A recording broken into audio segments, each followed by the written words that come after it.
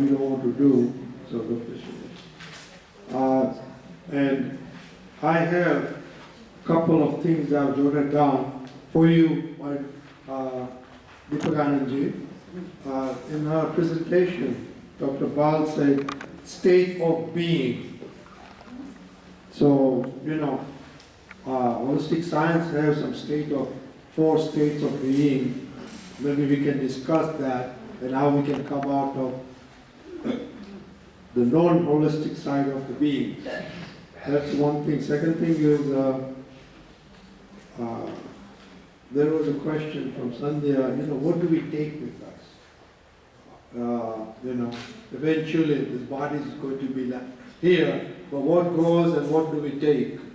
And the third thing is that if we can talk more and expand on Sandhya's question, that would be also helpful. So good afternoon to everybody, and I am sure everybody is happy and probably laughing, if not outside, it is within, so that's fine.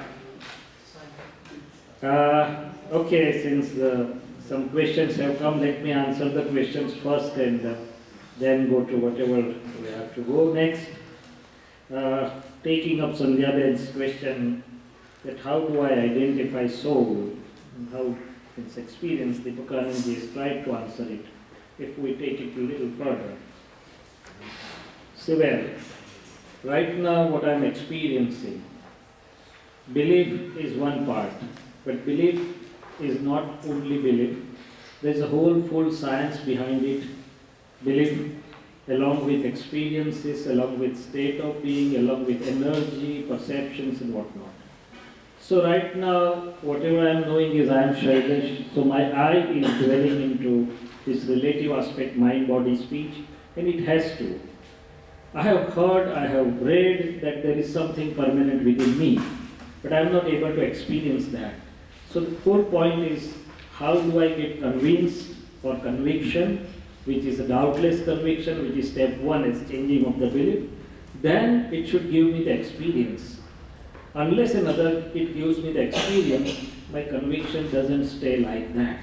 So there are very many approaches followed by different people over the different times, but which has worked for me and which I feel over is I'll just shortly discuss with you, and there are more questions, we're open to more questions.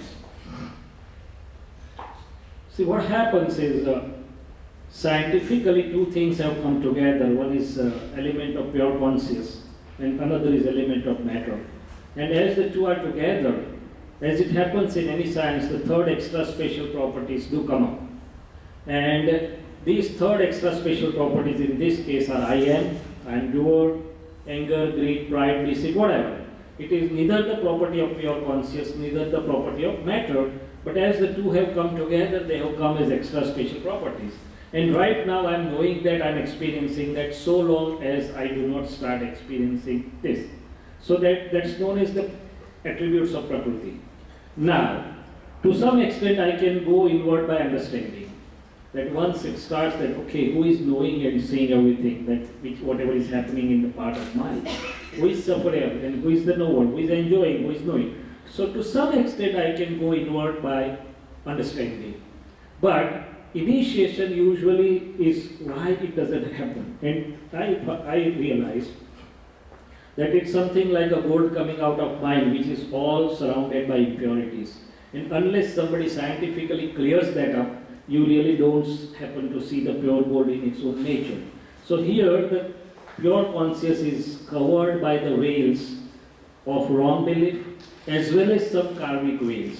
So what happens by the way of holistic scientist or one who has the experiential state of being is, even Krishna said in Gita that Gnani Purush can burn open that veils of ignorance which are covering the experience of pure self through Gnanagni. Means that holistic Gnan means one which is separating quality-wise real from relative. So here holistic scientist for me became instrumental in two ways.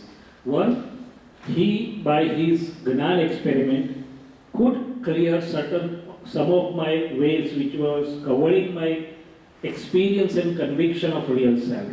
And secondly, he made me realize the attributes as they are of the pure self as well as the relative self. If you see in Veda, they went through the approach neti, neti, neti. I am not mind, I am not speech, I am not intellect, I am not ego, I am not feeling, I am not karmas. Fine. But then who am I?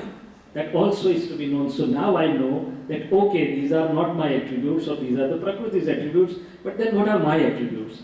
So I know that I have three cardinal attributes: knowing power, seeing power, bliss, and so many others. And because those covering veils were removed, next day I started with my unflinching conviction or doubtless conviction that by relative viewpoint I am Dr. Shailesh, by real viewpoint I am pure soul self. And I'll narrate the whole experiment. So the bliss started. Not only it started, but it would go away next day. No. The awareness started, which was self-functional, which keeps on functioning within. That during all these activities of mind, body and speech, I am really pure self, knower and seer. So there are three stages of that experience. First was doubtless conviction, which occurred out of that experiment that some covering veils were removed, which were covering my pure self experience or pure self state of being. So the doubtless conviction started. Then there was some ups and downs between my awareness part and the experiential state of being part, as the mind, body, speech phases are also changing, sometimes clouds, sometimes no clouds, and my own determination as well as my own free will effort. But that was the point. Now in good times, people were going by their self-efforts, trying to purify the Prakriti from outside, minimizing the impurities of anger, greed, pride, deceit, trying to purify the ego, and that's why they were reaching the experience of the self. In today's time, it seems to be a little too difficult. Neither I have time, neither I have patience, neither my mind, body, speech are of that caliber. So those who were having the earnest desire to have the experience something like that, probably it was nature's help that somebody was there as an instrument, or somebody is there as an instrument who put. So it started for me like in 1977. To be very specific, it was 25 November 1977. Let me put it a little more. You go to a doctor, you have a cataract or you have any disease. How much do you know about your disease and how much is your capacity to get out of that? It's the eye surgeon like me, because I can boast that. That within 15 minutes I can change your vision and you start seeing the things beautifully. Similarly, it is holistic scientist's capacity, instrumental capacity, that he could do this. But then it is by experience. From 77 onwards, it's almost 36, 37 years. Then he gave 5 fundamental sentences, so that this experience not only continues but blossoms throughout the life, because you can't say I am soul. Then what about my duties? I am doctor for somebody, I am son for somebody, I am friend for somebody. Throughout, my mind, body, speech is with me. So how both has to function? Both has to function on its own place. So he gave the 5 sentences. One is relative viewpoint. So when I am talking to you, my awareness tells me that this is the relative Shailesh which is talking to you. When I am talking to you, I am seeing that relatively you are Sandhya and really you are pure self. And similarly, at least I am aware that I am pure self within. It may be of a varying level. So first to a relative viewpoint and real viewpoint, which was something like which Krishna made to see Arjuna through 2 visions. When we see through only one vision, our experience is different. When we see through both visions, our experience will be different. Then third thing came out, who is doer? So I now realize that how the things are happening, or who is actually the doer. Fourth thing, how I deal with everything, including my mind, body, speech. So fourth sentence came is dispose your files amicably with equanimity. And fifth is my own pure soul's account. Meaning thereby these 5 sentences serve me as a guiding vision from within, which allows me to do all my relative duties, perform very well, in fact better than before, harmoniously, naturally, coherently, and inside with the awareness that I am the pure self and knowing and seeing the things. And whenever something is disturbing comes here, immediately that awareness reminds me that I am not this, I am free of it, I am free of pain, I am free of birth and death. So both goes hand in hand, as if the birds are flying with 2 wings. Initially, I had only one wing of relative, I was one. Now I have two wings, relative and real. I hope that answers your question. Yeah. If there are any more, you can still please ask. I can ask you now. So that Sure. means this is a duality thinking, right? You know, you're connecting this to a one, to the outer surface as a relative term, and then the inner one. So that means there is a duality. Then how does sometimes we say we are in one? Fine, very good question. So what you are talking in scriptural language is, I think, Dvait and Advait. Yes. Something like that. I got it. So fine. So see, it's very simple. It's when this mind-body speech is there, and mind-body speech is related to the world, or as long as mind-body speech is there, the world is there, right? So how do I live in that? How do I live as husband? How do I live as wife? How do I live as son? What do I do with the thoughts? So on a relative plane, it is not duality, it is awareness. I know that as my pure self I am nowhere here, but the Shailesh autonomically functions by its own virtue. Krishna said in Gita, Prakriti works by its own attributes, for its own qualities. It is out of ignorance that the ignorant people feel that I am doing it. The qualities of Prakriti itself are doing it, right? And you may not understand it right now, but for me the scientific circumstantial evidence of the Vyavasthit Shakti is doing everything, including giving inspiration to Shailesh, including making Shailesh to work. That's there. So I am just knowing and seeing how the Shailesh is working. But there are two aspects. So in a relative aspect, I am dual. In a real aspect, I am one. I'm nowhere here and I'm one with all of you. And I also said that in relative also we are connected, because your happiness, no sooner I try to give you happiness, I become happy. No sooner something is, my mind, body, speech is to hurt you, I get hurt. So in a relative aspect, I am not one that way, but I am connected. And that is how I am one, means connected, which in real aspect I am one by my qualities. You get me? So this is how it works. And then only you can have the both facets balanced. Otherwise people are lost. Either they become only, I am pure soul, nothing more than awareness, Then why do you eat? Why do you go to job? Why do you do anything extra? That has to be there. So that is said, the world is the puzzle itself, and there are two viewpoints to solve this puzzle, one relative, the other real. Both has to go hand in hand, parallel, synergistic, complementary to each other, like the birds of two wings of a bird, or two trains, two tracks for a train. Please. Just wanted to tell you more about the soul and the body. Like as you said, they both go together by hand in hand, like soul and body. So for example, if a person whose name is Hari or something, if his dead body is lying on the floor, then we say that Hari is gone. Actually Hari is there, his body, everything is there, you can see that person. But what is gone then? That is the soul that's gone. Because the soul was inside, so the body was working and but when the soul is left, the body is still there, that same person is there, who we used to call Hari or whatever.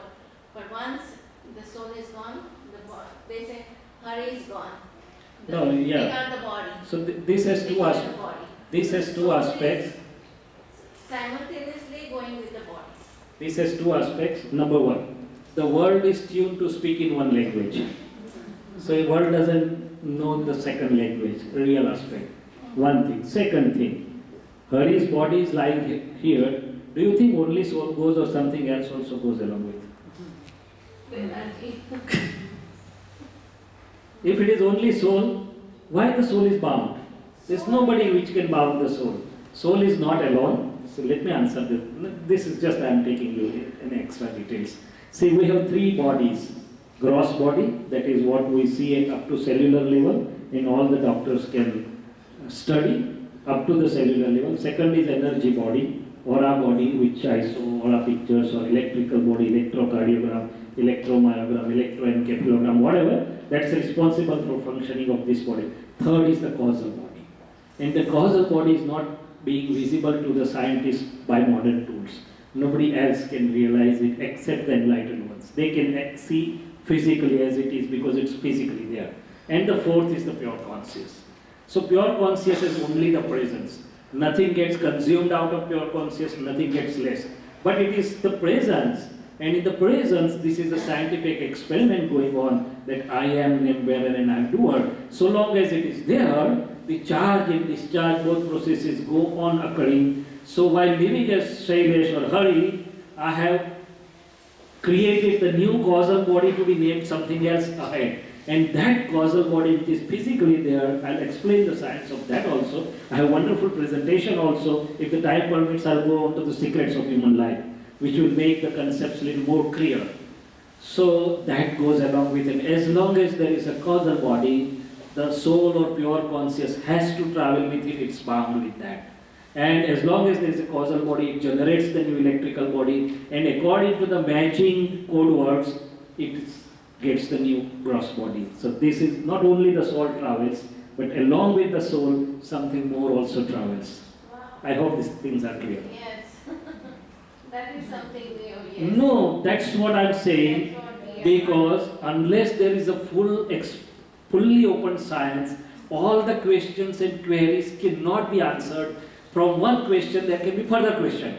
From second question answered, there can be third question. It's only when the complete knowledge gets opened out that all the questions can be answered. And right now, the answer is coming by convincing thing, but ultimately it would be for you when you really get opened out vision and when you really perceive it, you really see it, that would be final.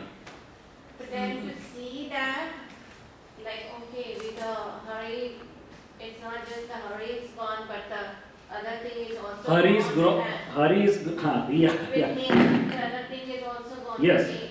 And but we don't have the proof or anything in science. But in holistic science, they are trying to explain that, like how it works and how it goes with that. Yeah. See, let's revisit the definition of science. The people are feeling, so-called modern scientists, that only what we can verify by the tools is a No, science. But the scientists never said that this is the ultimate what we know. And that doesn't mean that there has to be science behind everything. We do not know, that doesn't mean that there is no science behind that. Our search should continue. Right? So that's what. Science means cause-effect relationship.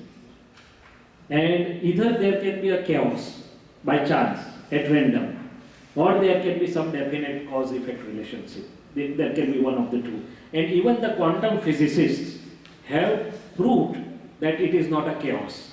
It's a definite pattern. And they have several experiments, even at the physical level. And that's known as Bohr's theorem or something, that when the two atoms or particles were together, now put miles, thousands of miles apart, the thing occurring to one atom does get reflected to the second particle. So they also are having the proofs of interconnectivity. They also feel that there is something more than the particles or something is connecting everything. So that science journey is open. Okay? You mean more than something is more than the soul, which is connected. Yes, Than the particles. see, soul again is a word. How we perceive. Everybody perceives differently, right? Right. See, every word by itself is a word. What is our belief? What is our perception? What is our understanding for that word is what matters. Now, primarily in a worldly parlance, people understand soul, which soul? Moving, eating, dancing, dying, whatever. So that the Gnani Purush says is not the real soul. It is the believed soul, it's the migratory soul, it's a charged matter which has been charged in presence of pure soul. Pure soul has none of the attributes which we are seeing as a living entity. Pure soul has entirely different attributes, and unless one experiences that, one tends to believe this is the soul. So souls are of two types. One which is believed in the world, we will say it is a Gnani Purush say it is Pratishthitatma, or a migratory soul or a belief soul. But that's not that's just in the presence of pure soul. It has been sort of, a robo has been created, I am Shailesh, I am doer. So I'll explain the another aspect of the process, so that will make the things more clear. If it happens, it's there on the presentation, but right now I'm saying that suppose I'm Shailesh. Now, throughout I have inside positive and negative decisions or bhav occurring. At the end of this seminar, some will have bhav, oh, this was good, I must know it thoroughly. Somebody will say, no, it was good time pass. So, inside whatever is occurring, my eye is siding there, either to help somebody or either to hit somebody. So at that time, the outside atoms and molecules are getting attracted within, and they get charged electromagnetically. And they get stored there as if the things are being stored on a hard drive or a soft drive or whatever. If you give me DVD, I cannot see with naked eye, but once it's put in the computer, it starts playing. Similarly, inside, at the level of state of being, in whatever I'm mixing as it ought to be or not to be, I'm drawing the atoms and molecules from outside, and throughout my life this is occurring with or without my knowledge, with awareness or without awareness. That whole creates the entire causal body. Now on the other side, when the time is right for those atoms and molecules to give the effect, it works from within as mind-body speech, and in a natural system, it's linked with the nature's vast cosmic computerized system, which gives me the circumstances accordingly. The circumstances are also not given by chance. It's what we have asked some or other time. How you and we are together today. You had some bhav, we should know something sometime, and we had some bhav of sharing something. You do not know me. We do not know you. Nature has brought us together to fulfill this one common bhav. Ours of sharing and yours of knowing something. This is how the nature works. So this process of charge and discharge keeps on continuing, and this entire life, from birth to death, whatever we experience and see with five senses are results, fruits, or effects. The causes are within, which are not seen. Whatever is being seen in the world happenings is the result of whatever was the cause was there in the form of atomic and molecular configuration. But simultaneously, I am inviting new causes. If I want to get free as a soul, free of all the burdens and baggages of atoms and molecules, I should find out the secret that while discharging the older ones, I do not invite the new bindings. And that secret, if you are fortunate to have it, if you are fortunate to have that secret, you will be not only blissful, but you will be free from within. You will start getting free, and you will be on your way towards liberation. Okay? Please. So this is, what you just said is extremely interesting to me because I'm a thinker myself, and it is amazing that what you just said is what I thought I was coming to an independent conclusion. I did not know that knowledge existed. That the knowledge existed somewhere else. I just came to it. It's pretty much exactly, you said it beautifully. So if that is written somewhere, or there is a book on it or something, I would definitely like to read it. Or if there is another opportunity for us to discuss this further, I would like to do that. In addition, so that is one. And then, of course, there is something definitely beyond it, because it sounded like you were talking about it as this is the basic fundamental understanding of the nature of soul, and there is definitely things beyond it, that connects the soul to the rest of the existence. So I'm definitely interested in that. So that is one. And then my question, I was raising my hand in the beginning, was that we do need a different definition of science as exists in modern world, which you simply addressed right away. You said we do need a separate way of looking at science, rather than just trying to look into laboratories and and using certain tools and so on. So I'm glad to know, or to hear that there's some effort is being made in that regard. But nonetheless, the cause-effect part of that process of scientific investigation is common in both, whether it is modern or the new science that we are proposing, the cause and effect. So far, what I have read and what I have understood and what I have heard, that most of it is simply still logical steps. One step and therefore the next step and therefore the third step. So they are all proving the existence of, let's say, soul and its connectivity and the reincarnation and the rest of the world and how the mind works. They are all, to me, logical steps and inductions, deductions, and so on. So they are only proving that in terms of logical steps. What I would like to find out, that cause and effect has a fundamental aspect where you say, okay, here is the cause and here is the effect, and whenever there is a cause, there is going to be an effect, and if there is no effect, then there is no cause.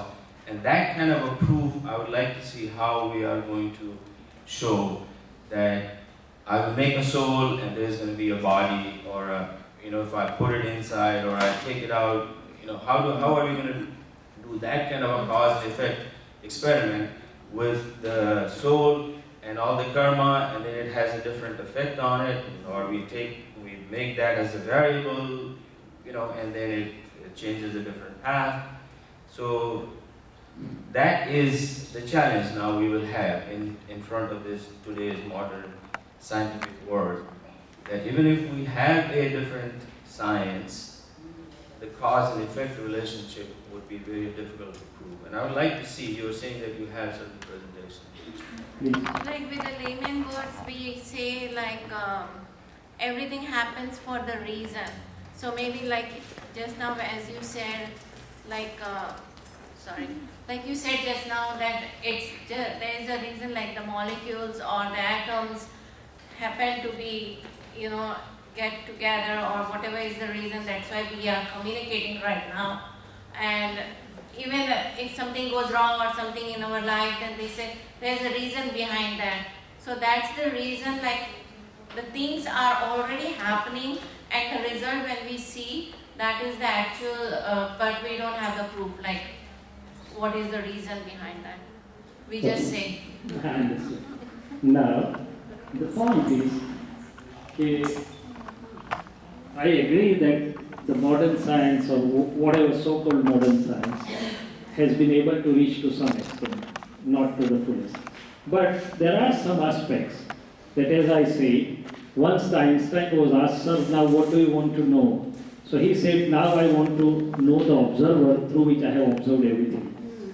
And observing the observer, so there is some knowledge, some confirmation, something which comes by my pure self knowing and seeing power, by perception and by knowing and experiencing in that field of thing. But our logic can certainly, even logic can accept that how come, see, I will give you the example. Suppose the two children or two brother or sister are being raised in the same atmosphere, and the parents also teach the same thing and everything. So there's hardly much difference, but their personality may be south and north. And it's right there in my own home also. So what happens from the very small, even before he starts understanding the world, the personality starts sprouting.